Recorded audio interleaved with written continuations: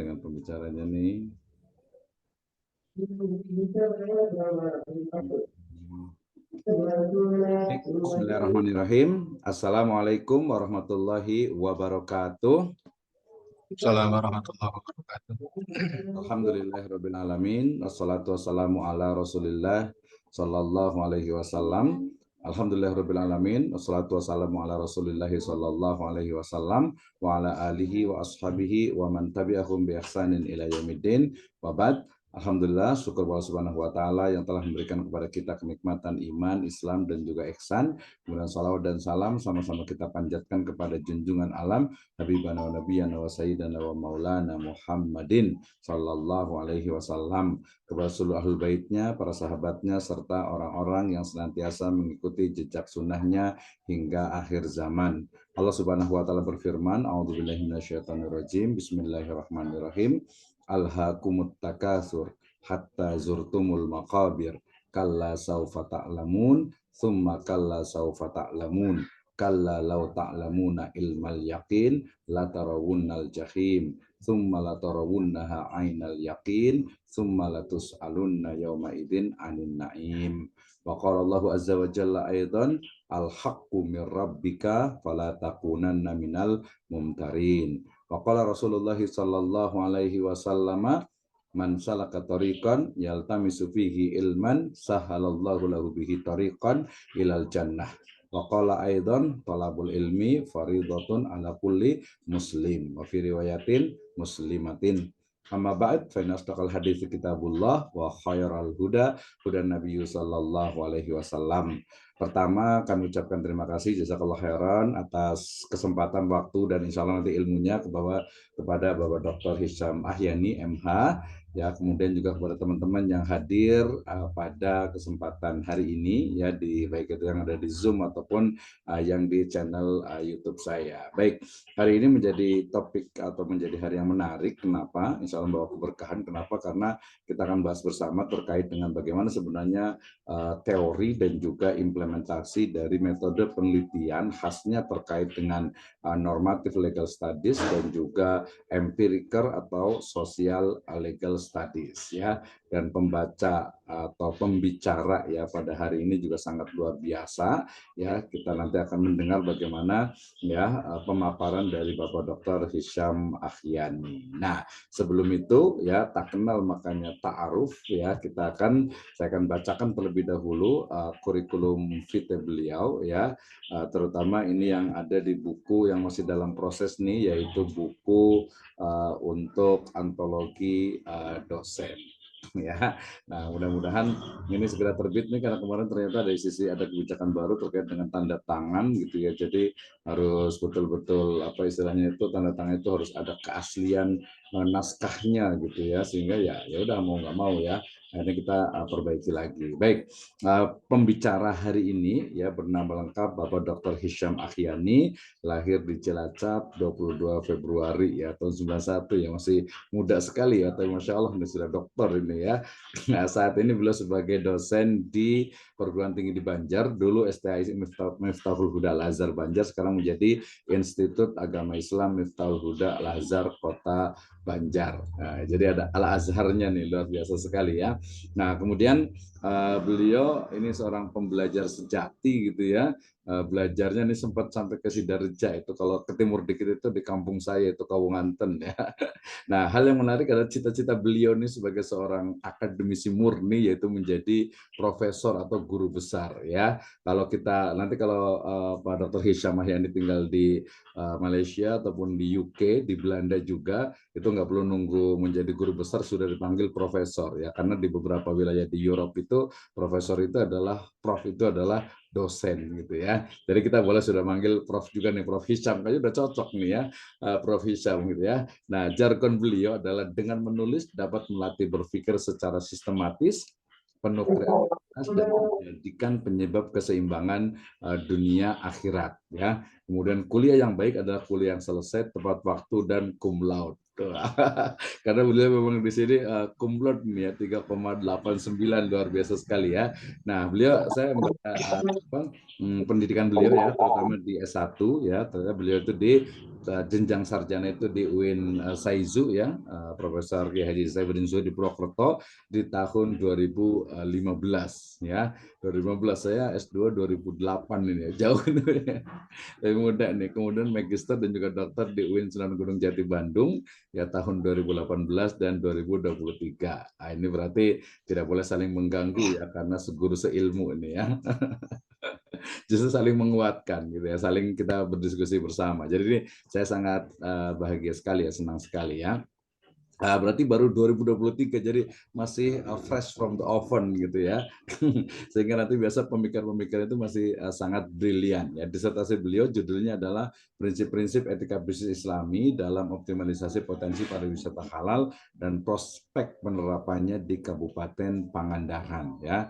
Jadi Agustus 2023, luar biasa sekali, sedang menikmati untuk doktornya nih, disertasinya ini ya. Pendidikan non formalnya beliau sangat ini sekali ya di Salafiyah ya, sangat banyak sekali, ini nggak usah dibacakan ya.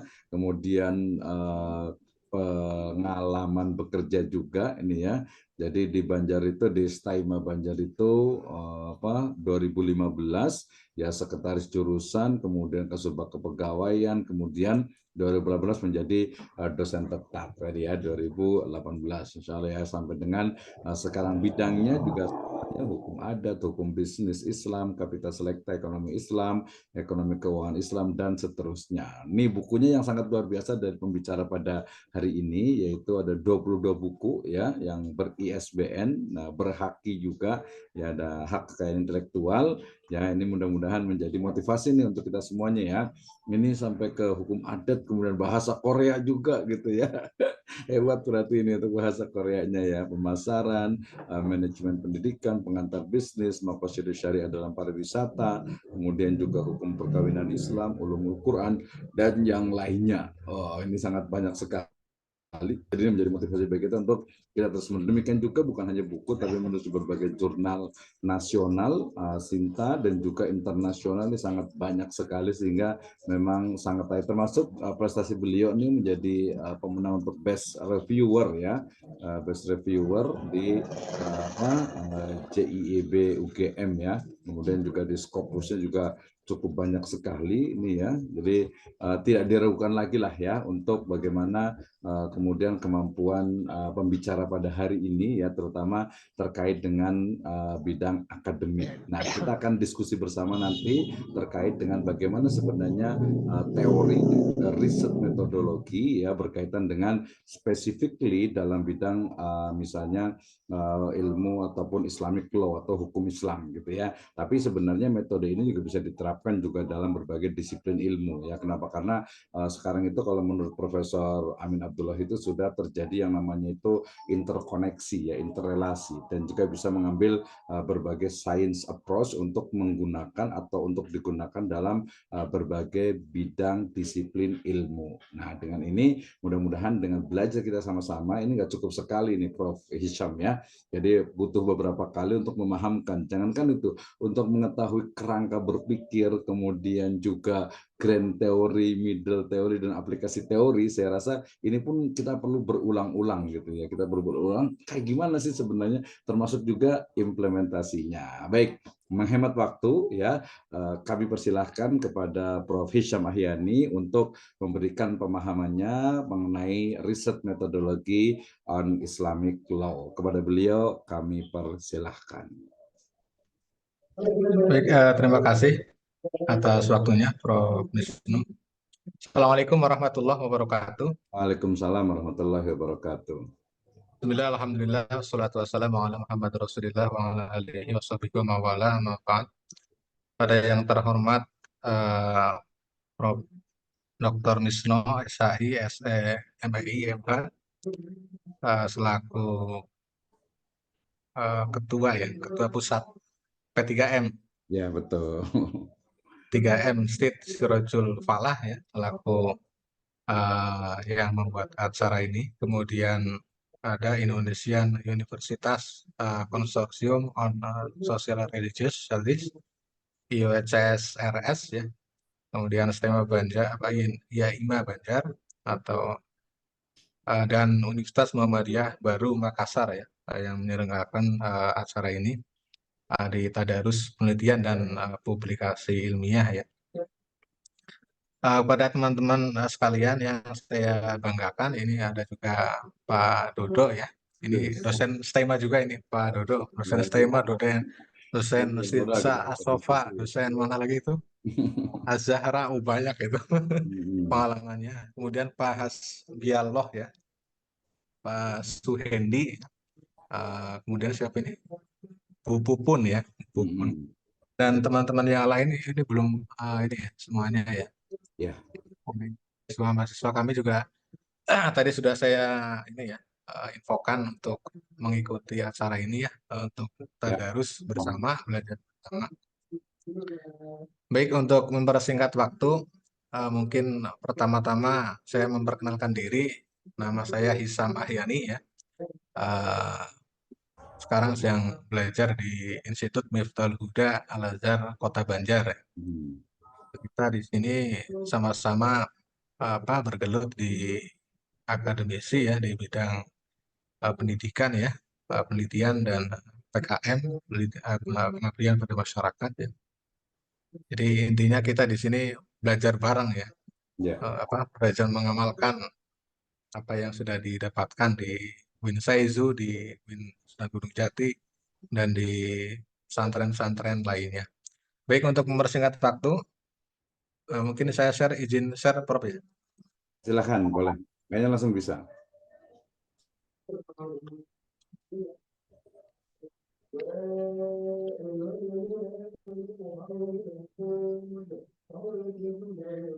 Untuk tadarus penelitian dan publikasi ilmiah ya, tema kali ini adalah metode penelitian normatif dan empirical legal studies ya. Ini fokusnya lebih kepada normatif atau penelitian hukum ya. Kemudian sebelum masuk ke situ ya, dari kebenaran ilmiah ya, atau yang berdasarkan ilmu hukum empiris merupakan suatu kebenaran korespondensi ya, yakni segala sesuatu itu benar apabila didukung oleh data ya, kemudian ada fakta ya. Kemudian dalam ilmu hukum normatif, dasar kebenarannya adalah pragmatik ya, yang pada umumnya merupakan kesepakatan dari para ahli hukum itu sendiri ya.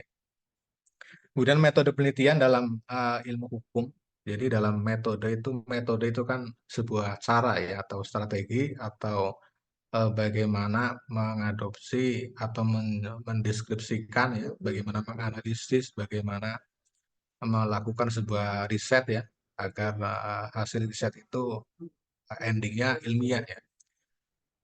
Metode penelitian dalam ilmu hukum ya khususnya itu dapat dibagi dua kategori ya.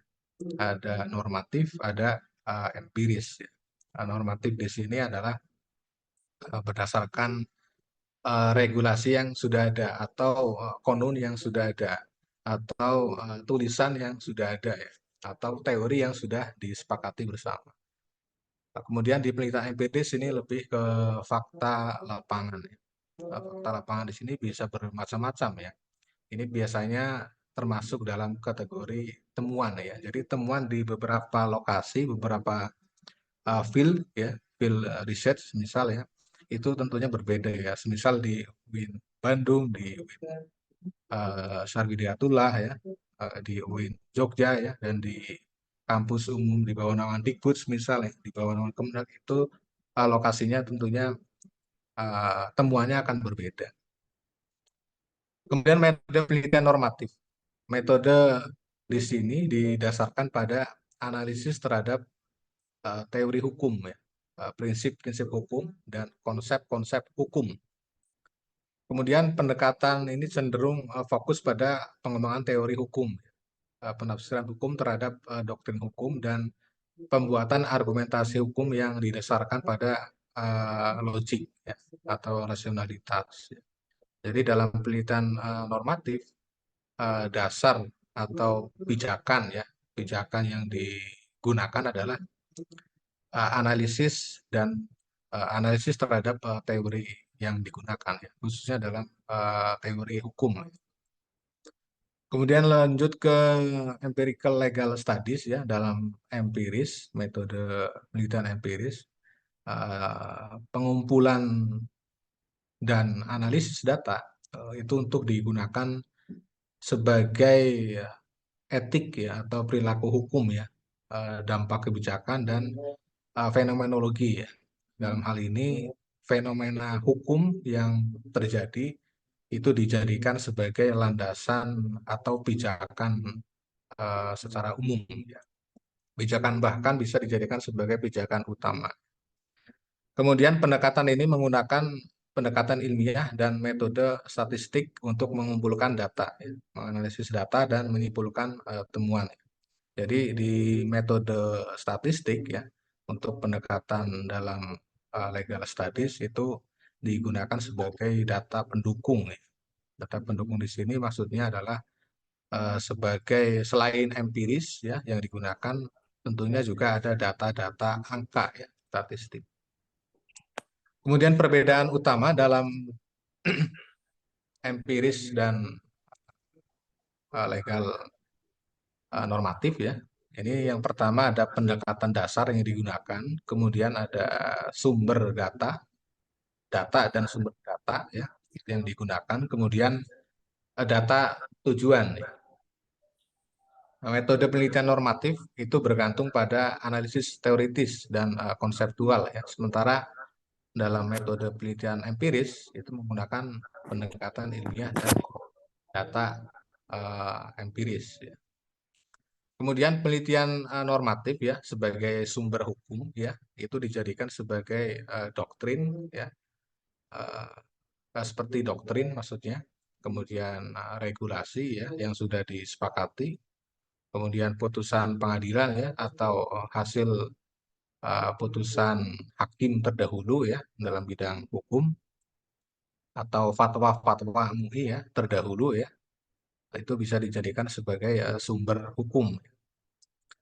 Kemudian metode penelitian normatif atas perbedaan data tujuan itu mengembangkan teori hukum ya dan memberikan pemahaman yang lebih dalam hal prinsip-prinsip hukum ya.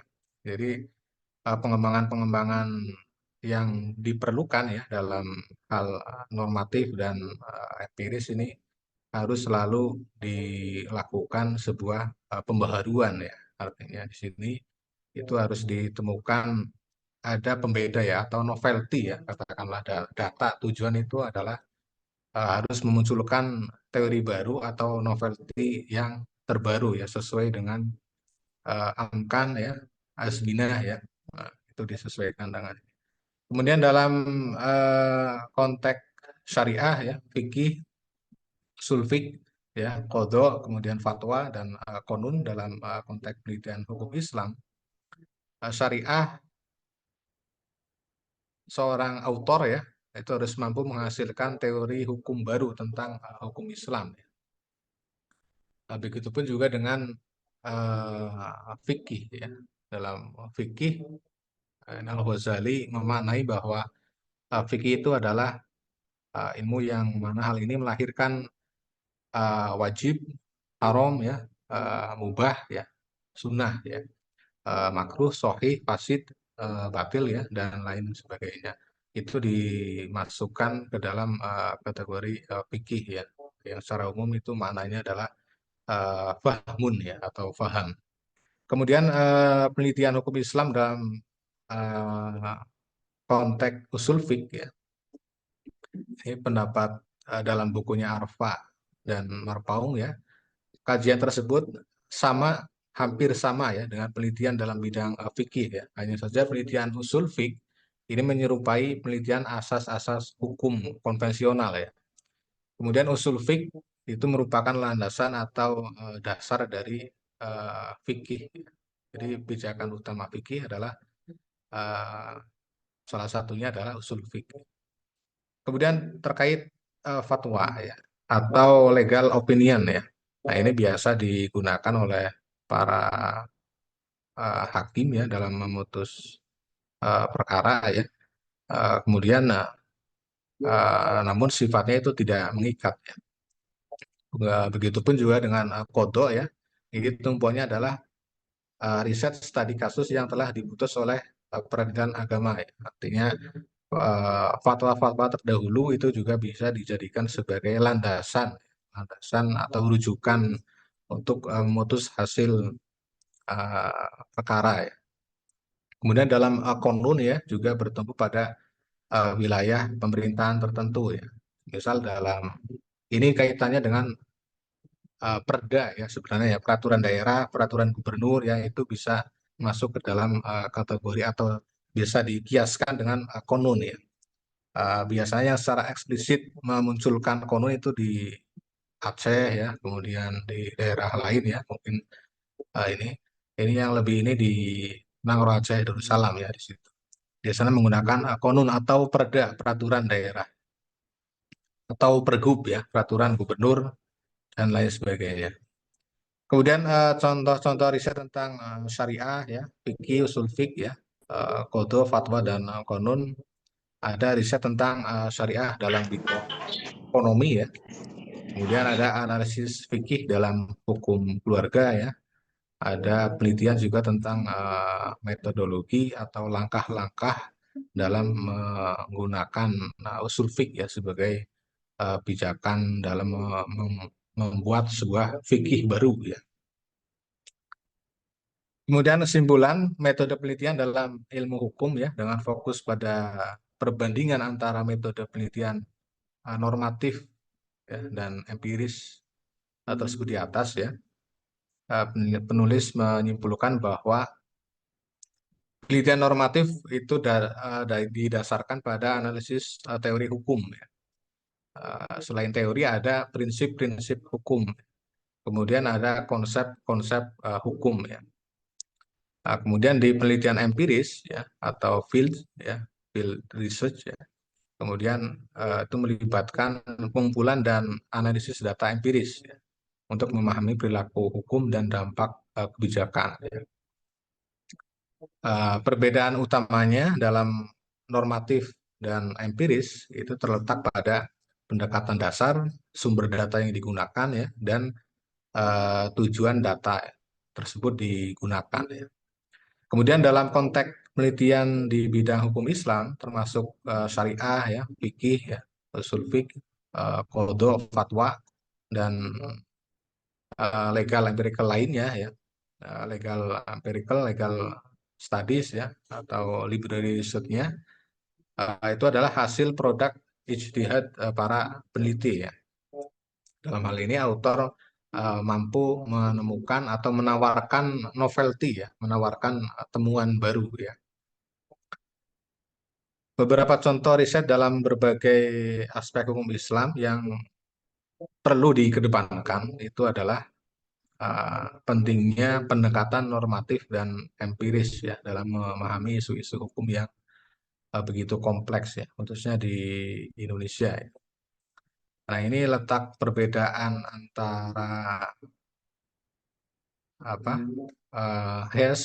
keilmuan HES ya, keilmuan hukum ekonomi syariah dengan keilmuan ekonomi syariah ya. Ini saya mengutip pendapatnya Prof. Anton ya, Anton Attahila ya. Ini guru besar ekonomi Islam UIN Sunan Gunung Jati Bandung ya. Beliau mengutarakan bahwa HES itu bersifat risetnya adalah kual ya. Kemudian ekonomi syariah itu sifat risetnya adalah kuan ya atau berupa angka-angka ya. Sedangkan HES itu lebih kepada regulasi perundang-undangan ya atau peraturan lainnya ya, konun dan lain sebagainya. Mungkin dari kami sementara seperti itu, Prof. Wisnu. Oke. Sebagai pengantar. Baik, terima kasih. Luar biasa sekali ya Pak Dr. Hisham nih ya, dan sampai saya call-nya Prof. Hisham ya, karena lebih ini nih, lebih keren nih kalau Prof. Hisham. Baik, menarik sekali Ibu dan Bapak sekalian. Kita sedang membahas tentang salah satu dari disiplin ilmu gitu ya, yaitu disiplin dalam bidang sebenarnya ini memang ilmu hukum gitu ya. Tetapi kemudian kita bisa terapkan juga dan kita bisa diskusi mungkin yang sangat basic sekali nih. Pak Dr. Hisham nih terkait dengan riset metodologi. Ini baik itu yang di pendidikan agama Islam, karena ini sebagian besar juga yang dari Bogor ini adalah mahasiswa pasca sarjana di pendidikan agama Islam, gitu ya. Tapi menarik karena saya pikir semua juga harus paham tentang bagaimana metode penelitian. Pertanyaan pertama dari saya nih, mungkin kita bisa diskusi Pak Dr. Hisham terkait dengan tadi ya, baik itu, oke kita fokus di sini dulu di dalam metode penelitian yang diterapkan oleh ilmu hukum Islam gitu ya. Kalau kita lihat tadi, baik itu yang doctrinal legal studies ataupun normative legal studies dan juga empirical legal studies, karena dia kan biasa mengambil dari ilmu hukum gitu ya, sehingga kemudian kita serap, kita ambil untuk bisa diterapkan di hukum Islam gitu ya. Nah, pertanyaannya adalah kalau umpamanya tadi sifatnya itu adalah normatif, yang sifatnya itu keislaman, misalnya tadi tentang fikih, ini dia masuknya kemana, kemudian kaitannya, ya, muncul Sundama istilahnya cantolanana kamana ya, kalau kita bicara tentang ilmu fikih, itu yang pertama. Jadi mungkin kita sebut sebagai korelasi antara metode penelitian ilmu hukum murni ya dengan metode penelitian yang saya nyebutnya dengan Islamic Research Approach ya, itu yang pertama. Kemudian yang kedua adalah terkait dengan karakter khas dari ya kita sebut saja hukum Islam ya, fikih Islam lah gitu ya. Nah, bagaimana pengembangan dari metode penelitian yang memang berbasis kepada fikih Islam yang mungkin dikembangkan, yang mungkin kita bisa kembangkan tadi. Dan posisinya di mana, berarti kembali ke pertanyaan-pertanyaan lagi, posisinya di mana gitu? Apakah murni hanya seperti itu dan juga atau mungkin ada karakter yang khas? Yang ketiganya adalah penggabungannya itu seperti apa? Apakah memang bisa saling menguatkan, bisa saling digunakan, atau ini mungkin paradigmanya itu berbeda? Ini adalah ilmu hukum murni dan ini adalah ilmu fikih. Nah, kita minta tanggapannya dulu nih sebelum nanti. Ini biasa banyak yang nanya nih. Ada Pak Eko Nafsur biasa suka nanya nih nanti sama Pak yang paling rajin ini ada Pak Hasbi Allah nih. Silakan Ustaz Syam dari yang pertama dulu. Jadi gimana nih normatif legal studies dengan hukum Islam itu seperti apa gitu? Baik, jadi berkaitan dengan normatif dan empirical legal studies ya. Kalau dikaitkan dengan di riset hukum Islam, pijakan atau cara ya, metode yang digunakan tetap mengacu pada metode yang telah ditawarkan oleh teori-teori terdahulu ya, misal di Kelsen ya, kemudian Sacipto Raharjo ya, itu juga mengacunya juga kepada yang umum ya, yang lebih ke ini. Jadi kalau di metode normatif dalam konteks misal dalam hukum Islam ya, atau lebih fokus lagi di ekonomi syariah ya, maka metode yang digunakan juga lingkungan ya, lingkungannya juga harus eh, legal empiricalnya itu bernuansa Islami ya, misal di fokusnya di ekonomi syariah atau di hukum Islam ya, atau di fikih ya. Itu lebih kepada pengembangan ya, pengembangan metode terdahulu kemudian ditawarkan oleh riset-riset periset Muslim katakanlah ya. Gitu. Jadi itu pengembangannya itu lebih kepada pengembangan hukum Islam ya.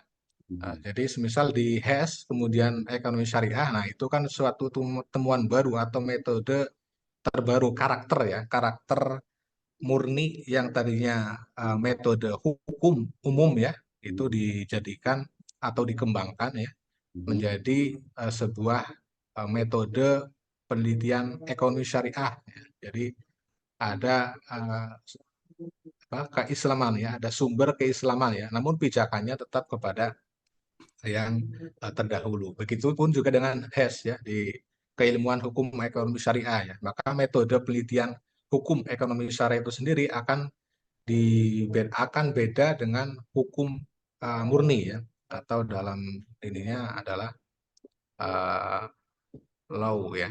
Jadi law Islamiknya akan muncul ya dengan tentunya dengan didukung oleh apa itu lingkungan empirikal itu sendiri ya. Jadi semisal riset-riset pendidikan Islam ya.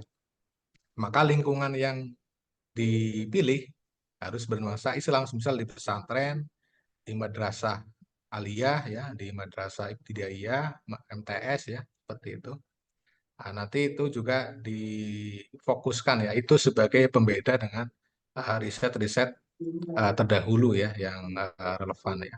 Dan pada intinya itu di legal studies, empirical studies ya, ini harus dikembangkan ya ketika akan loncat kepada yang basisnya adalah Islami ya, maka lingkungannya juga harus fokus lokusnya itu harus disesuaikan seperti itu. Namun pijakan utamanya sebagai landasan utama ya, itu bisa diambil dari mengadopsi dari metode-metode normatif dan empiris terdahulu seperti itu. Kemudian ketika penggabungan jadi penggabungan paradigma ya di sebuah riset baik itu empirical maupun normatif ya, maka di situ akan menghasilkan novelty yang terbarukan ya. Jadi novelty itu kan di tiap lingkungan riset tentunya berbeda ya, berbeda-beda. Jadi yang perlu ditekankan memang semisal di ujian tesis atau disertasi ya, maka yang perlu diperhatikan adalah autor ya, atau si peneliti itu ya, atau penulis itu ya. Jadi sebenarnya penguji dan penulis itu sama-sama mempertahankan ya. Makanya di ijazah itu kan munculnya berhasil mempertahankan. Nah, sebenarnya itu di autor itu. Jadi Iya. tanggung jawab utamanya sebenarnya adalah autor. Maka novelty itu bisa berbeda-beda dengan temuan sebelumnya seperti itu. Jadi dalam konteks normatif, kemudian empirik ya, kemudian ketika ingin diloncat kepada yang basisnya Islami, maka yang dikedepankan adalah lingkungan ya, lingkungannya lokusnya harus disesuaikan seperti itu. Oke, ya baik. Tambahannya.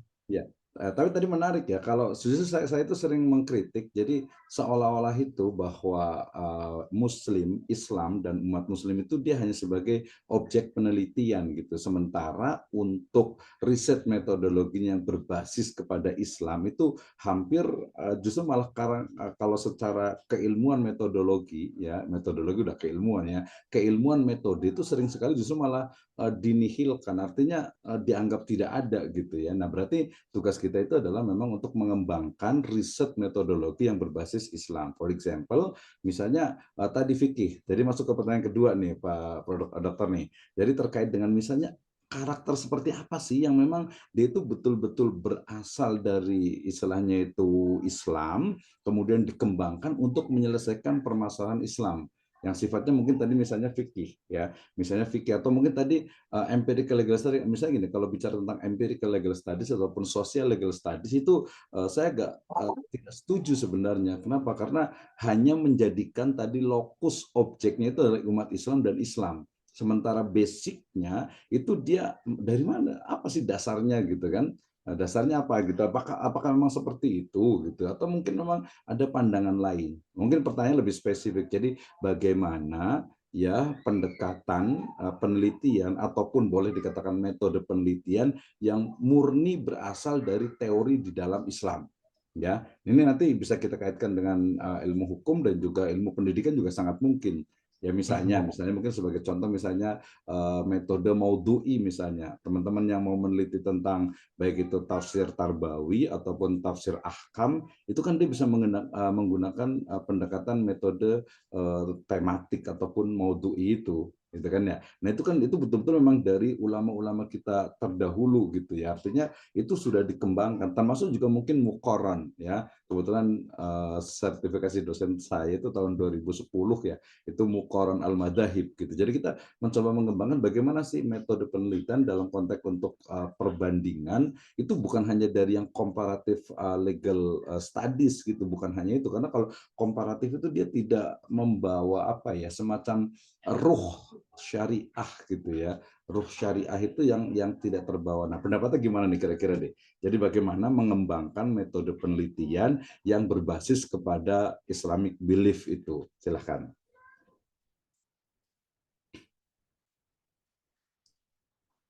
Nah, masih di mute kayaknya Oh dokter. ya, baik. Jadi dalam konteks riset ya di sini, ini kalau dalam metode ya, itu di fikih ya, memang. Kalau di usul fikih itu lebih kepada pijakan utama ya, selain Al-Quran dan As-Sunnah ya. Kemudian di fikih itu lebih berkembang ya, artinya teori atau metode yang digunakan itu disesuaikan dengan fikih yang ada ya. Jadi fikih yang hadir ya, yang baru ya, berdasarkan dengan pijakan terdahulunya itu bisa digunakan sebagai metode ya atau cara dalam menemukan sebuah riset ya. Contoh kasus di misal sekarang di apa pemilu ya, semisal ya apa itu hasil ya, sengketa hasil pemilu ya. Nah, itu bisa dicari terlebih dahulu regulasi ya. Pertama karena Indonesia negara hukum, maka regulasi terkait hasil KPU ya, kemudian bisa juga digunakan pendekatan normatifnya atau di empirisnya itu data ya. Yang tadi saya sampaikan ada data pendukung utama berupa data statistik ya.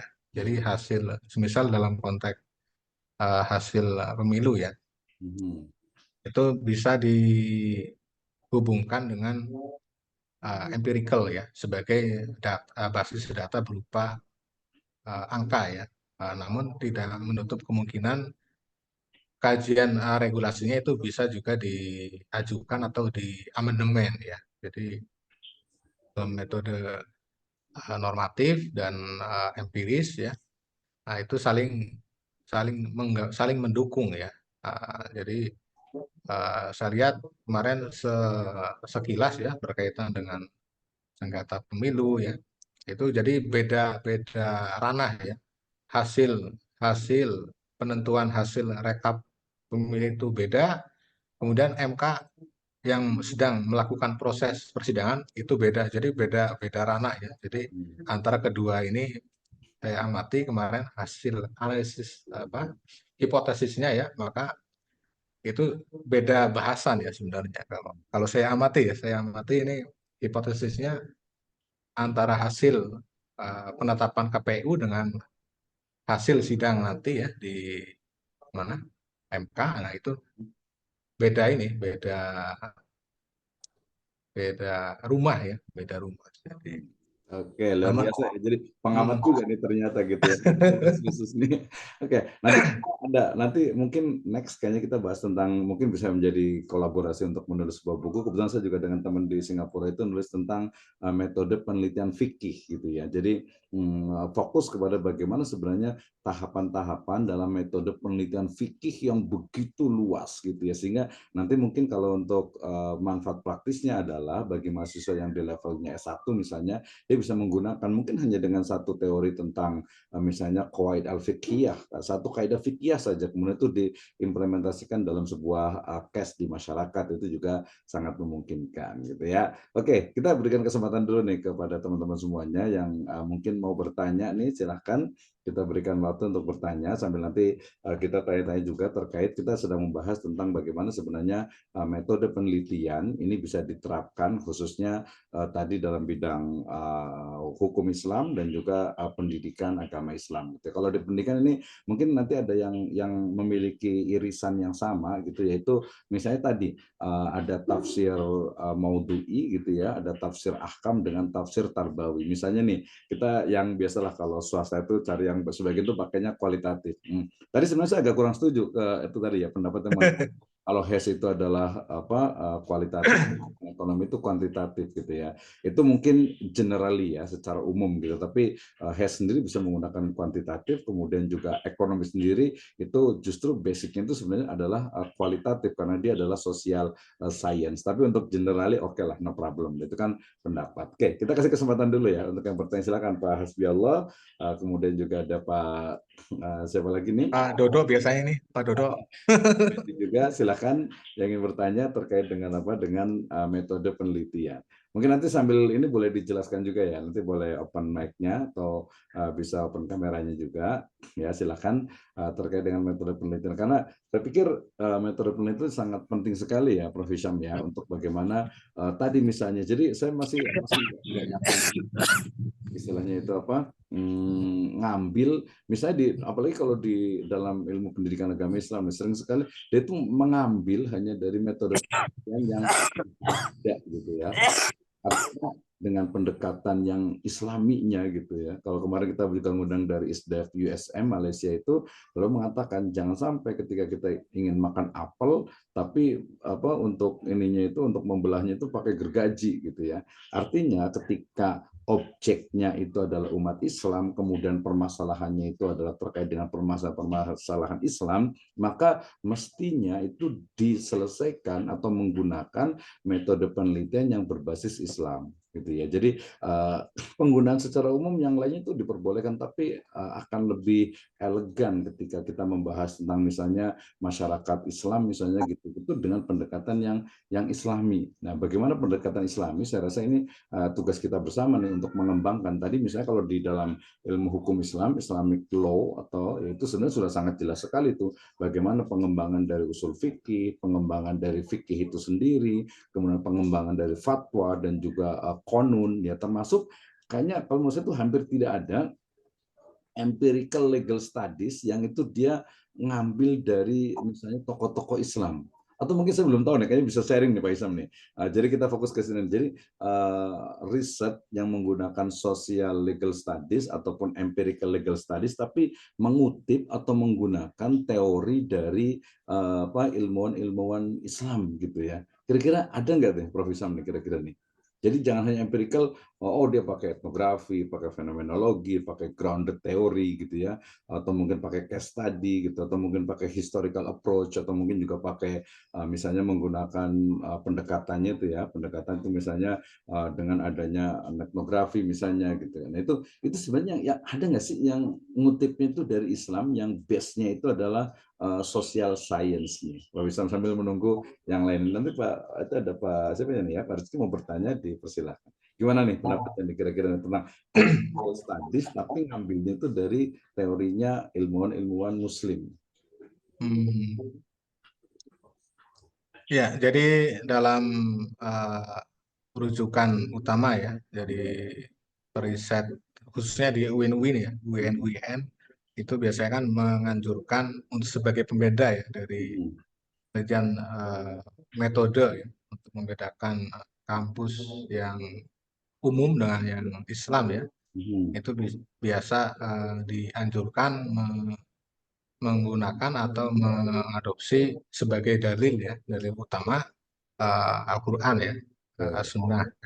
Itu sudah pokok ya, walaupun itu jurusannya, semisal saya kan di jurusan ilmu hukum murni ya waktu di UIN Bandung ya. Jadi tetap ya tesisnya harus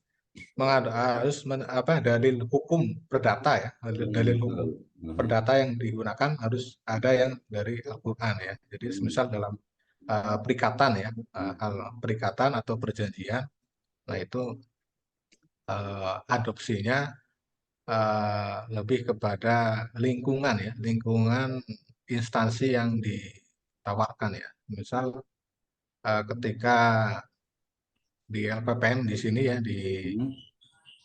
ISMA ya, ISMA Banjar, itu biasa di tradisinya ada teori keistimewaan ya namanya itu.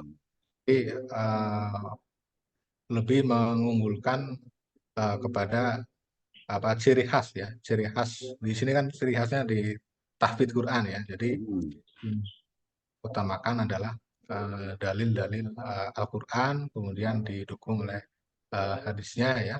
Kemudian ada ijma, qiyas dan sebagainya itu sebagai tambahan ya atau data pendukung ya. Betul.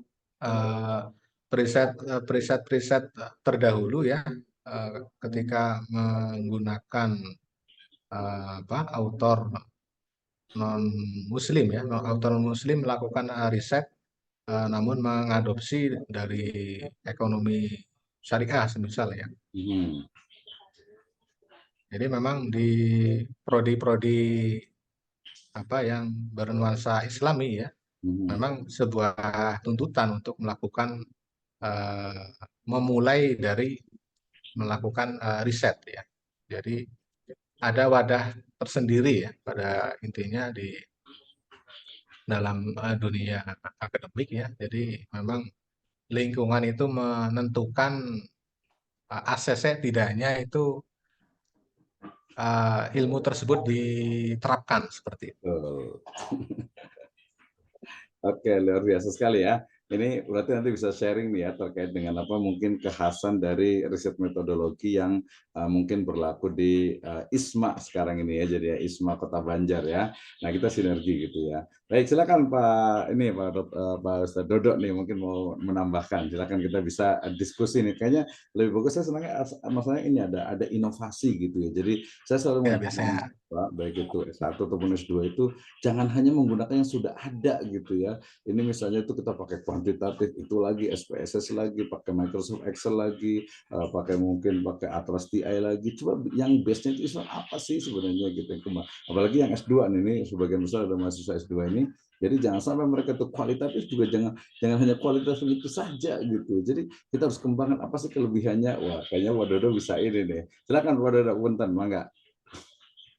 enggak Pak Dodo, ini motivator saya ini. Assalamualaikum Silakan, warahmatullahi silakan. wabarakatuh. Waalaikumsalam. Prof. Ihsan yang saya hormati, yang saya banggakan, mohon izin saya ingin gabung karena saya kagum dengan para pemateri terkait hukum Islam tadi disampaikan oleh Prof. Ihsan, riset penelitian hukum Islam. Maksud saya apakah hari ini seperti mohon maaf ini saya membawa virus-virus pemikiran ya seperti waktu hajian ini apakah boleh nggak diteliti sehingga bisa dirubah gitu yang tadinya cuma 3 hari diperlebar jadi sesuai dengan paradigma Al-Quran karena waktu hajian kalau nggak salah ya saya kalau saya salah mohon diingatkan waktu hajian itu Syahrul Hurum ya kalau nggak salah 2 bulan setengah itu cuman karena hadis Sahih Bukhari itu menetapkan 3 hari ya 11, 12, 13 yang Yaumutasik itu ya kalau nggak salah. Namun maksud saya apakah yang biar untuk mengurangi jumlah korban yang berjatuhan setiap tahun kalau nggak salah itu selalu ada saja yang karena berdesak-desakan karena mungkin waktunya yang kurang lebar karena cuma 3 hari. Apakah bisa nggak melakukan penelitian sehingga ada waktu yang agak ditambah gitu lah? Apakah seminggu atau bagaimana? Satu. Yang kedua, masalah zakat ini yang sering saya teriakan. Konsep zakat ini kan sudah jadul ya, zaman samping ini zaman Nabi Muhammad ini masih tetap 2,5% ya. Itu. Mohon maaf ini kalau saya salah mohon diingatkan karena saya lagi belajar bicara ini. Ya saya sering mengajar di Fakultas Syariah, jadi saya teringat gitu masalah-masalah yang perlu diteliti oleh para peneliti, oleh para akademisi, terutama di yang intern yang fokus di hukum Islam. Ini konsep zakat juga kita sudah ketinggalan. Malaysia sudah 10% ya, kalau nggak salah ini. Bahkan yang lain Amerika sudah 12% kalau nggak salah. Yusuf Qaradawi itu 12% apa? Ya kalau nggak salah. Bahkan ada yang sampai 20% itu. Kalau nggak salah itu Vatikan zakatnya 20% itu. Sehingga mereka mohon maaf ini secara ekonomi jauh lebih maju daripada kita ya. Yang notabene mayoritas muslim terbesar di dunia gitu. Nah, maksud saya apakah kalau para peneliti ini lebih memfokuskan risetnya itu di hal-hal yang menurut saya ini sangat urgent untuk kesejahteraan umat ya, misalnya masalah zakat tadi, sehingga kita bisa berlomba mengejar ketertinggalan kita dari segi ekonomi gitu, dari segi hukum ekonomi ya ekonomi lah, dari segi ekonomi, dari segi finansial kesejahteraan umat Islam hari ini memang saya lihat kalau boleh mungkin kita tertinggal dengan negara lain. Kemudian satu lagi inilah fikih tanah ini, fikih tanah sepertinya kurang begitu greget bagi para peneliti ya. Fikih tanah ini di Madhabul Arba'ah itu kan 5 tahun atau 6 tahun ya tentang hak kepemilikan tanah. Sementara undang-undang agraria kita di Indonesia belum menyentuh ke sana. Jadi akhirnya banyak tanah yang tidak produktif yang mubadir, para tuan tanah, para orang-orang konglomerat yang punya tanah lebih dari, seperti yang di Tasik saja sudah ada lebih dari 500 hektar yang tidak produktif. Artinya tidak ditanami, mubadir gitu. Nah, apakah ada sebuah riset, sebuah penelitian sehingga melahirkan sebuah tadi novelty yang disampaikan oleh Prof. Isam, hasil riset itu menghasilkan sebuah novelty, teori baru, penemuan baru yang sehingga bisa memanfaatkan tanah yang mubadir tadi. Mungkin itu saja dari saya. Mohon maaf ada semuanya. Terima kasih atas kesempatannya. Alhamdulillah saya bisa bergabung, bertemu walaupun melalui Zoom dengan para pejuang Islam semuanya yang saya banggakan, yang saya hormati. Assalamualaikum warahmatullahi wabarakatuh. Waalaikumsalam. Kan Prof. Isam luar biasa sekali ya. Saya suka pertanyaan-pertanyaan dan pemikiran-pemikiran yang challenging. Kenapa? Karena biasanya dengan apa tadi? Nanti kaitannya dengan fikih, kemudian pemikiran-pemikiran baru tadi tentang ayat mutasyrik, kemudian juga tentang tadi tentang pengelolaan dari Ihyaul Mawat, tanah gitu ya. Nah, termasuk juga tadi terkait juga dengan hal-hal yang sifatnya mungkin ini sebenarnya kalau di Fakultas Syariah dengan Hukum itu sudah sering dibahas sih tentang hal itu gitu ya. Tapi kayaknya penting juga nih untuk kita ketahui bersama nih. Jadi hal-hal yang sifatnya itu mungkin kesannya itu baru gitu ya. Kesannya itu sesuatu yang memang perlu ada riset metodologinya, metode yang tepat itu seperti apa, hasilnya itu seperti apa. Nah, mungkin biasa kita akan dibatasi oleh oleh metode yang digunakan. Biasa kalau riset itu kan memang terkait dengan metodologi ya, yang itu biasanya dia harus konsisten. Perkara hasilnya biasanya itu ya kalau kontroversi dan sebagainya itu sudah biasa gitu ya, dan nantinya juga pasti akan masyarakat itu juga apakah akan menerima atau tidak itu biasanya diserahkan ke masyarakat gitu. Itu sebuah interpretasi, sebuah pemikiran. Silakan Prof. Isam, kita bisa diskusi ini.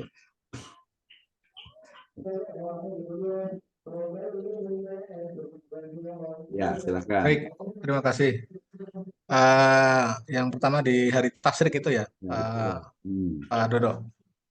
Ya betul, tentang hari tasyrik bisa dipanjangkan nggak nih, bisa seminggu gitu kan, jadi biar nggak 3 hari. Iya, itu kan produk ya, jadi produk fikih ya, yang memang secara konstitusional ya, itu masih dalam lini di 3 hari ya. Jadi tidak menutup kemungkinan di hari-hari tasyrik itu bisa ditambahkan ya. Itu kan sebagai dilihat dari sejarah ya. Jadi Idul Adha itu kan Yaumut Tasyrik ya, 10 Zulhijjah 11, 12, 13 ya. Jadi kan keistimewaan ya, istimewa dalam arti Gue masuk ya.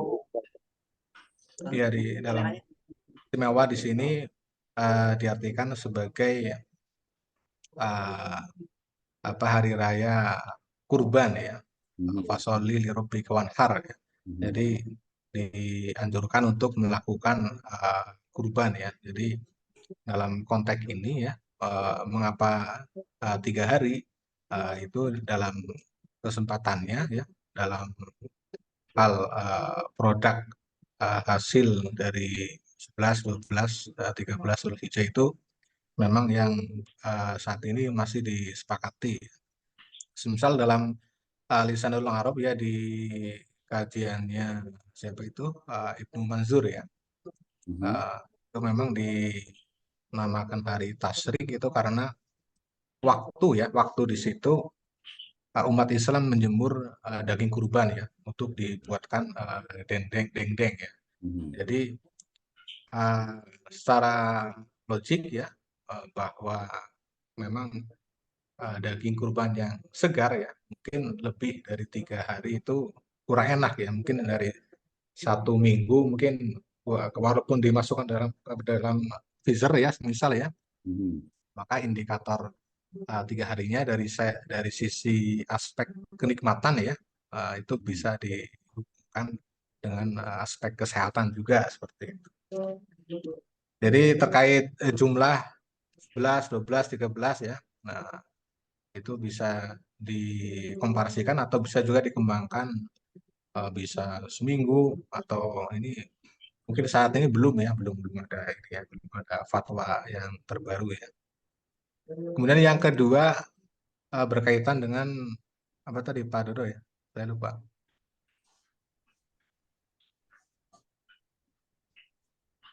Masih di mute Pak Dodo. Ya. Jadi atau yang ini dulu, yang tentang Ihyaul Mau'id dulu, yang ketiga. Nah, jadi bagaimana kebijakan dari agraria, kemudian juga ada tanah yang kosong, kemudian apa nggak diambil aja gitu ya. Jadi dalam konteks mungkin fikih tanah gitu ya, kayak gimana nih sebenarnya nih dalam Islam nih. Ya termasuk juga mungkin dalam konteks Indonesia, ya apakah ada kebijakan-kebijakan terkait dengan undang-undang tentang agraria ini, tentang tanah gitu. Jadi karena begitu peliknya regulasi ya, banyak yang tumpang tindih ya, sebagai kritik sosial ya, kritik yang membangun ya, memang diperlukan pengejawantahan dari konsep pemanfaatan tanah wakaf produktif ya di situ ya. Jadi memang kalau berbicara wakaf ya dalam hal tanah semisal ya, itu memang yang dikedepankan adalah kadang kan ada juga hak ulayat ya. Hak ulayat itu juga di undang-undang agraria juga disinggung ya. Jadi antara living law, hukum Islamnya, kemudian di hukum adatnya juga perlu diperhatikan ya. Jadi untuk pemanfaatannya memang harus ada tahapan-tahapan ya, proses dalam pengambil alihan atau pemanfaatan tanah agar produktif itu sendiri ya. Jadi memang kadang tanah wakaf juga di beberapa daerah ya juga masih produktifnya masih minim ya. Nah itu juga bisa dijadikan sebagai bahan ya, bahan riset untuk memunculkan novelty terbaru ya. Jadi memang diperlukan siasah maliyah ya kalau dalam konteks fikih siasah ya, seperti itu. Dan yang kedua apa tadi Pak Do? Yang kedua apa dulu tadi? Masih di mute, masih di mute. Jadi mute.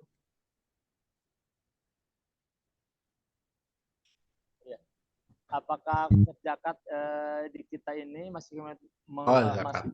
Ya, 2,5, yang lain sudah 20% gitu. Oh iya.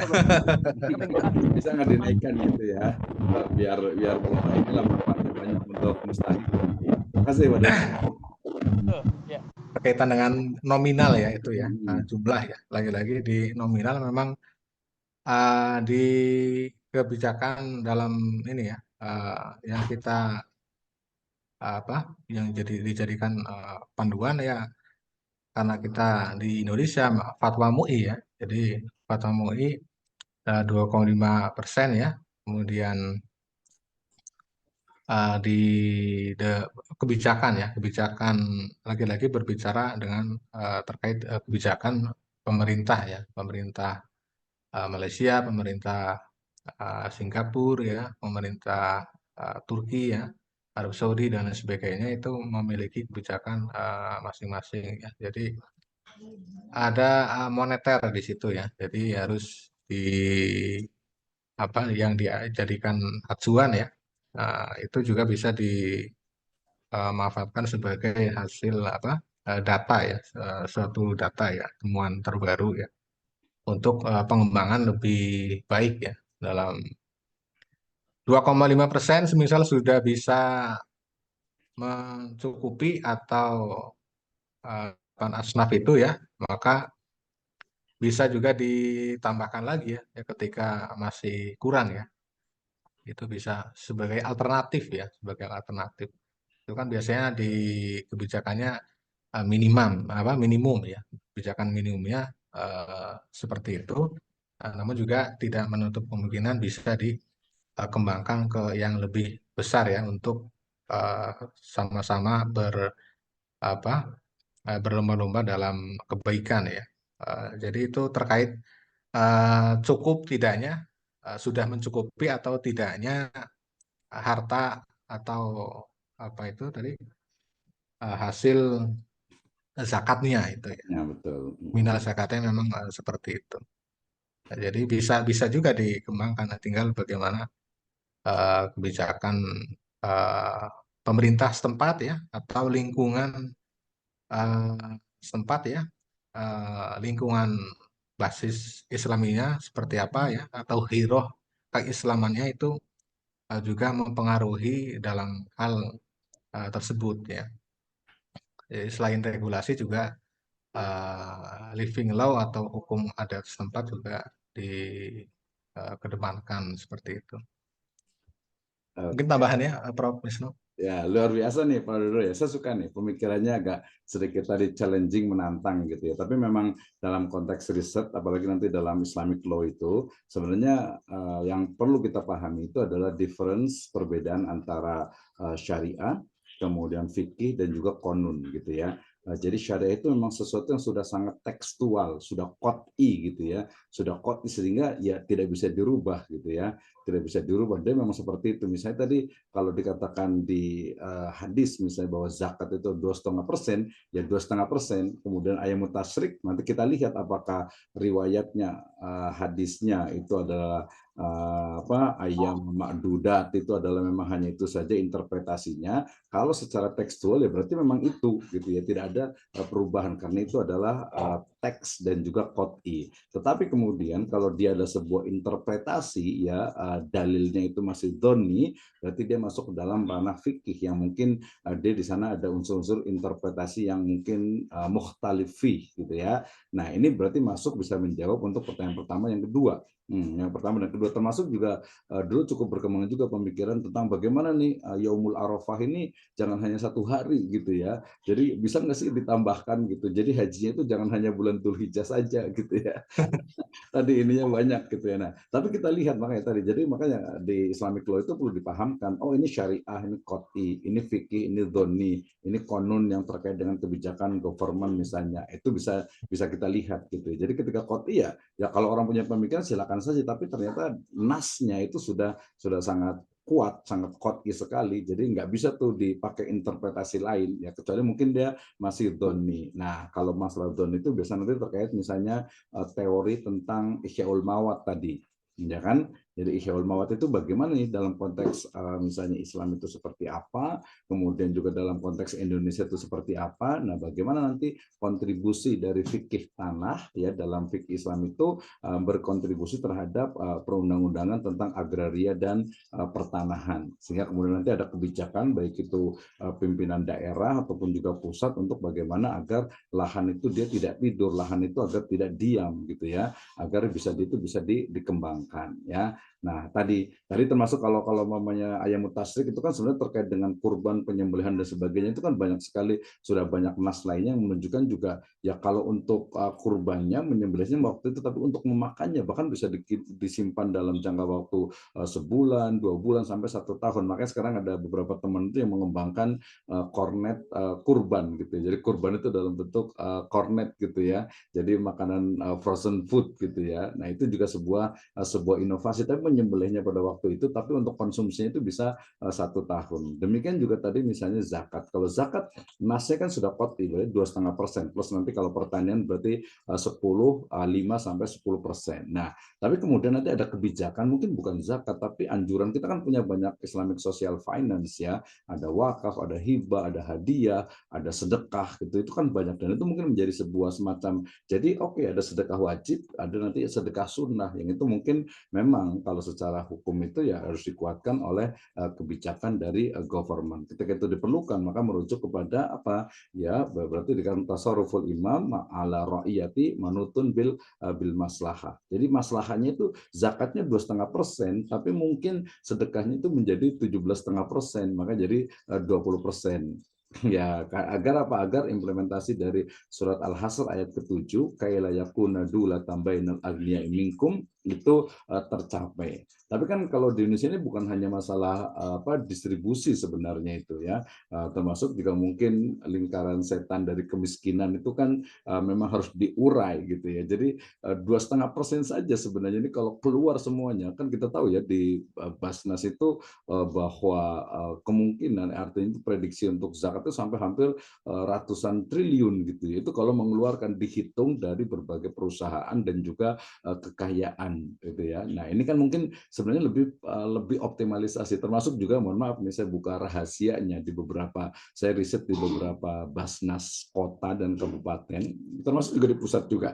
Kita banyak teman di sana juga, ternyata coba operasional untuk pengelolaan itu hampir 30, 40 sampai 60%. Yang sampai itu hanya 30 sampai 40% ke mustahik gitu kan ya.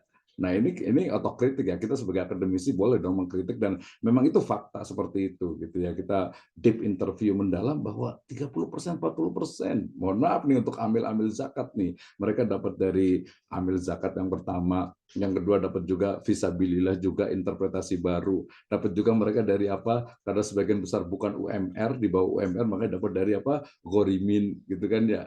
Nah, itu fakta ya. Saya riset di beberapa kota, Basnas kota gitu ya. Nah, ini berarti efisiensi, efektivitas pengelolaan juga perlu dilakukan. Belum lagi nanti mungkin sedekahnya, mungkin juga infaknya, mungkin juga tadi wakafnya juga. Ini menjadi hal yang penting. Makanya Islamic Social Finance dengan pendekatan yang lebih efektif, efisien itu juga perlu dikembangkan. Dan ini tugas kita bersama nih untuk bagaimana menciptakan sebuah riset metodologi yang betul, kemudian diimplementasikan dan merujuk kepada maslahatul ummah tentu saja ya, maslahat umat dan juga masyarakat, bangsa dan negara. Oke, udah 10:15 nih, udah lewat banyak banget nih.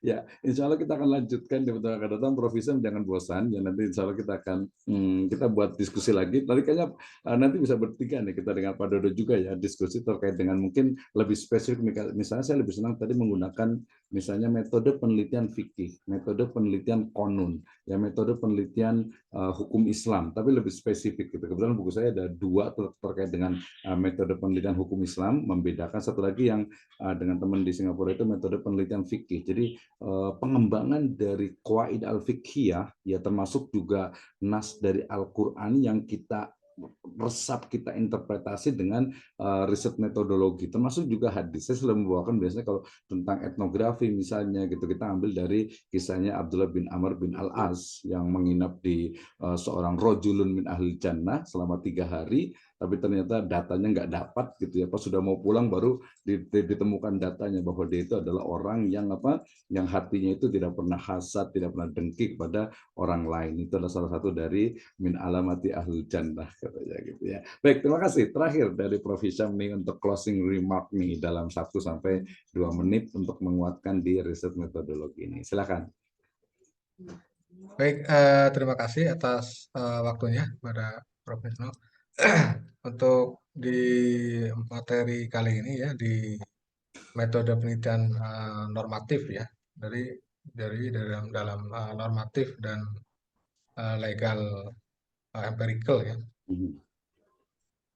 Dalam konteks penelitian dalam bidang hukum Islam ya, termasuk syariah, fikih ya, usul fikih ya, fatwa dan qanun dan sebagainya, dari produk ijtihad para peneliti tersebut ya, itu bisa dijadikan sebagai pijakan atau landasan normatif ya, landasan yuridis ya, kemudian bisa juga dijadikan sebagai landasan empiris ya dalam memenuhi isu-isu hukum yang kompleks ya. Jadi dalam fikih ya, fahmun dalam konteks normatif dan empirical ya, memang yang dikedepankan adalah pendekatan normatif empiris ya untuk memberikan pemahaman ya sebagai data pendukung ya. Kemudian ketika dianalisis, kemudian dilakukan pengumpulan data ya, kemudian dampak dari konsep-konsep tersebut ya, yang memunculkan pembeda ya, perbedaan utama ya. Ada pendekatan dasarnya, kemudian ada pendekatan sumber data ya, data dan sumber data yang digunakan, kemudian tujuan data itu digunakan untuk apa ya, itu perlu diperhatikan dalam konteks legal empirical dan studies ya di normatifnya ya. Kemudian tadi ada tambahan dalam hal ini memang ada kebijakan ini ya di zakat ya. Memang kalau di rumusnya sudah sekian ya ditetapkan ya. Kemudian juga ada yang sifatnya anjuran ya. Jadi ini saya tadi menemukan ada semacam anjuran ya dari Bupati mana itu Indramayu ya berkaitan dengan nominal bagi ASN untuk zakat ya. Misal 2,5%. Kemudian nanti ada anjurannya itu infak per golongan ya. Infak sebagai anjuran ya. Ada yang golongan 1, golongan 2 itu nominalnya beda ya. 20.000 sampai 150.000 ya. Jadi kotnginya dalam hal zakat misalnya tadi ya yang disinggung itu secara normatif seperti itu. Nah, nanti ada tambahannya itu sifatnya adalah anjuran ya, seperti itu. Baik, seperti itu mungkin dari kami, Baik, kurang terima lebihnya kasih. mohon maaf.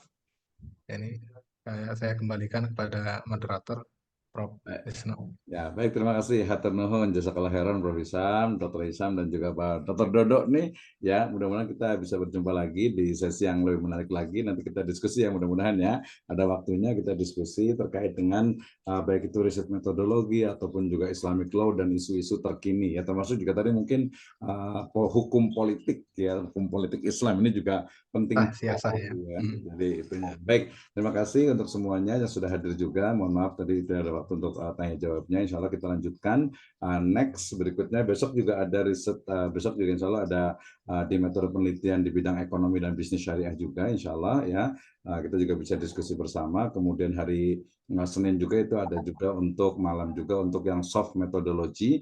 Jadi kita semakin belajar itu semakin tahu terlibat. Jadi sebenarnya terus terang saya yang banyak belajar malah ini dari Pak Dr. Hisham, dari Pak Dr. Dodo juga. Jadi kita bisa melihat cara berpikir seperti ini ya. Jadi learning by teaching katanya gitu ya. Baik, terima kasih. Hatur nuhun jazakumullah khairan. Kita tutup dengan hamdalah dan doa kafatul majlis. Alhamdulillahirabbil alamin. Subhanakallahumma wa bihamdika asyhadu an la ilaha illa anta astaghfiruka wa atubu ilaik. Wallahu muwaffiq ila aqwamit thoriq. Assalamualaikum warahmatullahi wabarakatuh. Waalaikumsalam warahmatullahi wabarakatuh.